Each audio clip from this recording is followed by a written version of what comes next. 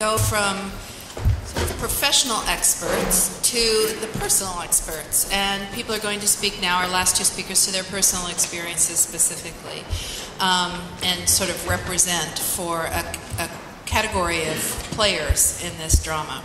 So Minette Trents is going to speak to us today about from the perspective of the carrier and the donor. So thank you very much, Minette.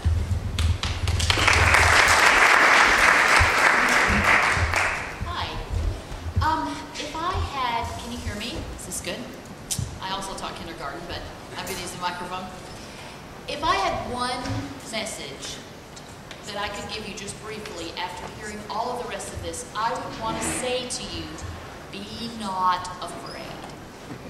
There is obviously, and you didn't need us to tell you, that there is an enormous amount of detail involved in this, the legal details, the emotional details, the medical details. And it is important for you to know that all of those things are happening. But it is also important for me to be able to say to you, you're really not going to have to worry that much about it, because you will have the legal and the medical and even the psychological, because the psychologist will work with you as part of your program. So what you are able to focus on, I mean, you know this is happening, you get the ball rolling by signing the right contracts, and then what you focus on is decorating the nursery and whose mother you're going to name it after, and what are you going to dress them in on their first day of kindergarten. And this is what it's about, because all of this stuff will pass away. It's all going to go away. It's really big and it's really huge and it can be really scary, but then it's over. And once those babies are born and the contracts are all handled and the birth certificates are all in your name, and that happens within just a couple of days after they're born, sometimes before apparently. And then you stand over their crib and you're not looking at them and worrying about the egg donor and the surrogate and the legal details and all of that. And that is what I would most want you to focus on. Now, I was a surrogate. I carried twins for Pierre at the end of the table, and he'll talk to you about that, and hopefully he will say nice things about me. Pierre and he was actually working in Afghanistan, and I live in Texas, and the agency's in Boston, where I've never been in Boston. And so, even though the egg donor was in New Hampshire, and we were all spread out, but I never had to worry. Where is Pierre? Where is the egg donor? I've never even seen a picture of her. I did have a dream about her one time when I was pregnant, and she had an extra mouth in her neck. And I remember thinking, that's a pretty serious genetic flaw. That was just my anxiety. The babies have one mouth each. Two between them, maybe that was the problem. When Pierre and I first met, and the agency Circle Surrogacy put us together for our first phone call, and we had to deal with the issues of the time difference, him in Afghanistan and me in Texas. And we talked for like an hour and a half. We talked about, we laughed a lot. We talked about our families and our dreams and the things we were worried about, and then we called the agency, both of us, to say, oh, I really like this person, and the agency said, people talk 10 minutes the first time. But nobody warned us, so we went overboard. We have a really fantastic relationship, but I also know that there are mostly, when I have spoken to other surrogates, they talk about basically the same thing, really great relationship with the parents, and I think that everybody would probably prefer that. Most people probably prefer to know that you can have a friendship, because then you've got something more than the contracts to think about. I had some issues with family support.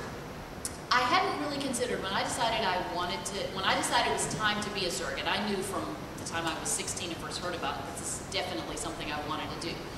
But I had my own children first. I have three amazing children, a daughter 13, a daughter 7, and a son who's 3, almost 4. And I knew after my son was born that I'm obviously not getting any younger here, so I needed to get the ball rolling. And I had not considered working with a gay couple. I mean, it's not that I thought against it, that light bulb was never there for me until the first time I was discussing, the first time I was going through a screening process, and I actually had to go through with a few agencies before I found Circle and was so happy. But the first time I was going through that and someone said, would you be willing to work with a gay couple? There was that light bulb. And not only did the light bulb come on, but suddenly it's the only light I could see. I knew this is exactly what I want to do. I said that night to my brother, I said, if there's any way that I can drag our parents into the 20th century, of course it was the 21st century by the time we discussed this, but if I could even get them into the 20th century, I was going to be empowered. So I expected some difficulty with them, and my mother she had some questions, but once it was a reality, once I said this is what I'm doing, she was completely supportive. And my stepfather tried to be Mr. Tough Guy, Baptist cowboy, but I sort of sat him down and shook my finger at him and told him he was being a bully, and I made him cry. And after that, he drove me to so many doctor appointments. And actually, last Christmas, Pierre and Sebastian and the twins came down to visit us, and we all went out one day and left the babies with my mom. And when I came home and my stepdad was sitting in the chair with one of the twins asleep on his shoulder, and you know, his big hulking Baptist cowboy shoulder, and I was like, see, we can change the world. And that's what it's about. That's why anybody wants to have a family, because you want to change the world. And all of the legal detail that goes into it, everybody's got issues. I heard Michael J. Fox say one time, everybody's got their bag of hammers. And you know, we have bags that are different colored hammers. And so I wholeheartedly support all of the things that Stuart just said about the control of the surrogate. Surrogates do not go into this process because they want another child of their own. Mostly we like being pregnant and we want to help other people. But at the same time, we don't want you to call us every day and say, did you take your vitamins? Yes, we did take our vitamins, because we are doing this because we want you to be happy. We want to have healthy babies. And so some of those things that you'll worry about, but at the same time, there's got to be trust.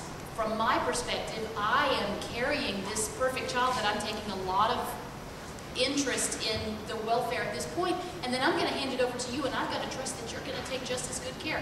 For instance, I'm vegetarian, and I had to give Pierre the babies, and I said to him, I'm handing you these perfect vegetarian babies. And now I have to sit and watch him feed them squashed ham and whatever, and that's okay. It's all about the trust.